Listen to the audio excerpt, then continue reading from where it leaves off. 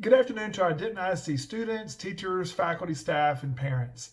All I can tell you is this has been the most incredible journey any of us have been on with regard to planning the upcoming school year and trying to keep you all informed as to what's going on. I just want to let you know that we're in partnership with our local officials from the Denton County and Denton County Health Services, and we are working closely together to make sure that we stay on top of the rise in cases and the transmissions across our community. And it's imperative that each and every one of us take these safety precautions in place. Number one, please wear your masks. Number two, practice social distancing. Number three, really have personal hygiene and keeping things clean. And then lastly, please do your very best to avoid large gatherings. I ask you to do those things so that we can really work hard to have in-person, face-to-face learning during the coming school year. It's going to be incumbent upon everyone in our community to really own whether or not and how long we get to have face-to-face learning in our schools. For that reason, I want to talk to you about a couple things about our Connected Learning program. During the last few days, you received an email with the SNAP code from InfoSnap. And I really need for you to go in and complete your registration information, either as a new student or as a returning student. You can also go to www.dentonisd.org/back to school to talk about and look at what our back to school options are for you. If you need any help, you can call your child's campus. Our administrators are on staff now. And you can also email us at infosnaphelp@dentonisd.org if you're having issues with your SNAP code or haven't received one. So let me talk first about connected learning. Our goal the entire time has been to try to figure out how to have in-person instruction, face-to-face learning for as many students as possible, and we're still in that group and really trying to work in that area. In order to make that happen, we really need for anyone who can, if you can work to learn at home, and we can help you with connectivity and devices. We'll talk about that. Please make sure you fill out the Connected Learning Commitment Form. This form is not a contract, but it is some commitments that you're making to learn at home. We're here to help and understand getting the information about connected learning. And some of you have some questions about connected learning. So I want to let you know that we've identified some courses that we consider hands-on, meaning that you can take most of your coursework at home with connected learning, but there are certain things that might need to be taken at school. And if you'll go to our website at dentonisd.org/back to school, you'll see those hands-on courses there and see what those look like. Those hands-on courses are courses that really do need to have some face-to-face instruction. We recognize that some of our parents and students wish to enroll in the CL program, but you also want opportunities to engage in course experiences that are typically face-to-face, like ensemble practices, science labs, athletics and sports teams, working in the culinary arts kitchen, or working through our welding programming. So we've expanded the course list for connected learning to include those courses that offer those hands-on experiences. Some of those are required. In other words, some of those are required to be face-to-face. And if you cannot participate in those that are required to be face-to-face, then you may have to make a different course option. And some of those are optional. So when reviewing the connected learning course list, look for courses with quote unquote a hands-on symbol. It's a little hand. You'll see it and learn more about how we're using notation for that.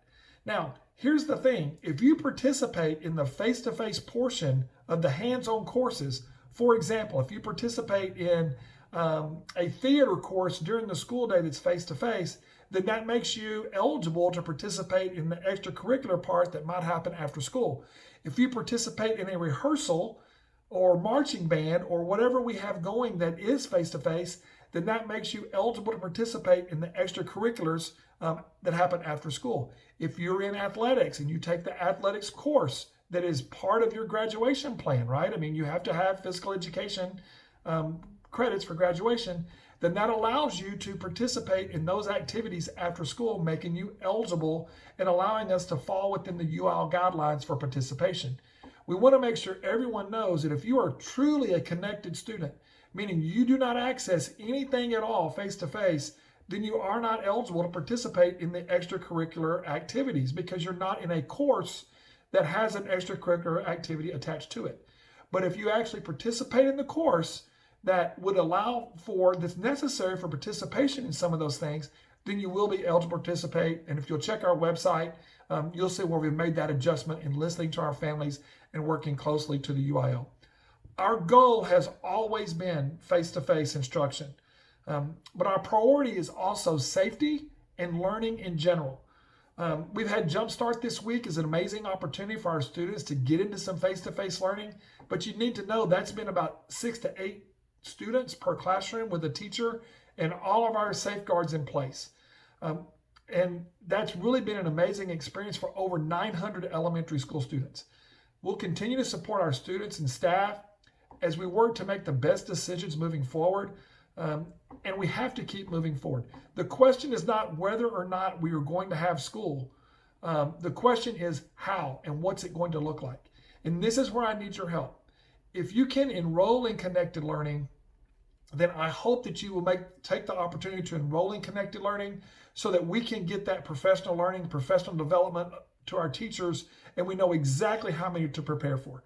Now, you may have seen in our surrounding counties that some of the schools have delayed their in-person instruction to later in September. That may very well happen in our community as well, because the virus doesn't stop at the county lines, and we really have to make sure we have started to reduce the transmission of COVID-19 and the coronavirus across our community. We don't want to do anything that's going to create the large gatherings at our schools, just like we talked about in the onset of this video, that we need to all start to avoid those.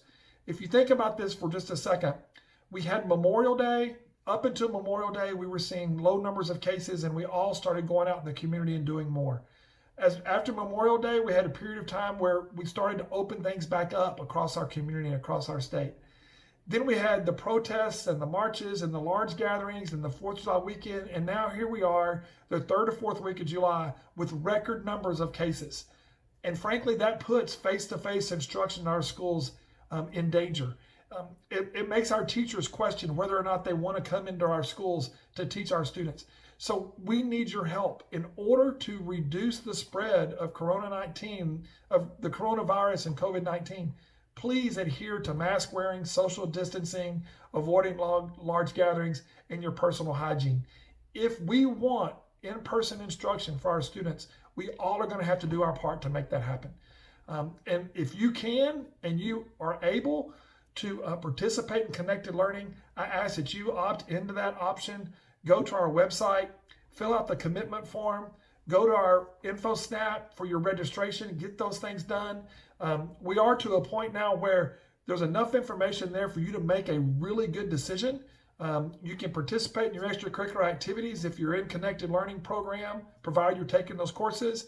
You can get involved in our ATC programming, provided you are willing to come in person for those things like culinary arts or welding or whatever it is that our team has identified. We really need to look at that. And the other part is, let's really try to work together to really make this an incredible year for our students. Our goal is to get everyone back safely and in a good learning environment for everyone involved. And we have an amazing team to do it, an amazing group of parents to help us along the way. And we look forward to working with you and seeing how the next few weeks will unfold. Our teachers report August the 4th. And as we've stated previously, our first day of instruction will be August the 26th. For those of you that opt into the Connected Learning Plan, your teachers will be reaching out to you and letting you know what the expectations are and having orientation in small groups in different ways in a virtual format. If you are still ready to send your student back to school in a face-to-face learning environment, we will be doing the same thing.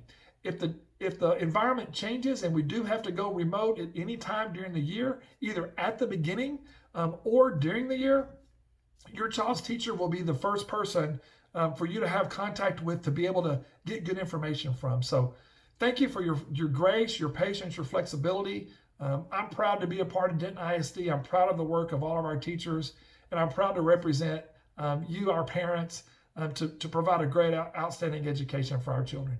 Thank you and have a great weekend.